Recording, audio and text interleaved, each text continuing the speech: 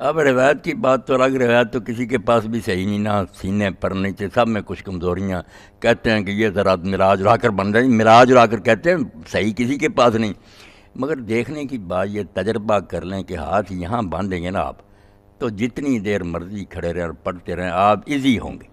یہاں ہاتھ کر لو، ذرا محنت ہے نا اوپر اٹھانا، یا تھک جاتا آدمی. وہ مسئلے کی روح سے بے شک بندے رہے ٹانگ پڑتے ہیں. یہاں جتنے ہاتھ جانے سے چلے گئے، یہاں آپ نے باندھے ہو، بے شک جتنی مرضی تلاوت کرے اور کر کے دیکھ سکون رہے گا، آپ کو پریشانی نہیں. یہاں تو آپ نے اوپر کو اٹھائے ہوئے ہیں، ٹنگی ہوگی. یہ تجربے کی بات ہے، ویسے ضد کا تو علاج ہی کوئی نہیں، جائز سب ہے.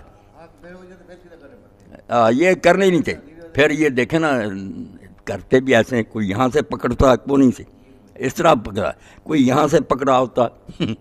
بھئی صاف تو حدیث پاک میں آتا. حضرت وائل کہتے ہیں میں نے ایک دن تہیہ کیا کہ میں رسول اللہ کو دیکھوں گا کہ نماز کیسے پڑھتے ہیں. وہ ساری بیان کی انہوں نے لمبی ڈیٹیل. کہتے ہیں آپ نے ہاتھ اٹھا باندھے، دیکھا یہ ہتھیلی جو تھی نا دائیں، ایس بائیں ہتھیلی پر تھی، یہاں تھے، یہاں یوں کوئی نہیں تھے، یہاں ہاتھ. بس یہ دونوں طریقے ہیں کہ یا یہاں سے پکڑ لو، یہ قبض کہلاتا ہے، ہتھیلی یہاں رکھو، یہ گٹ کو پکڑ لو، یا یہ ساری چاروں انگلیں پانچوں انگلیں یہاں رکھو، وضع. یہ کوئی نہیں کہ کلائی پر رہ جاؤ اور کونیوں پکڑو.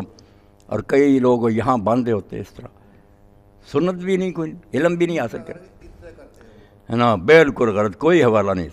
ہتھیلی ہتھیلی پر آنی چاہیے. اس کے بعد یوں پکڑ لیں آپ آسانی کے لیے، اوپر رکھ لیں.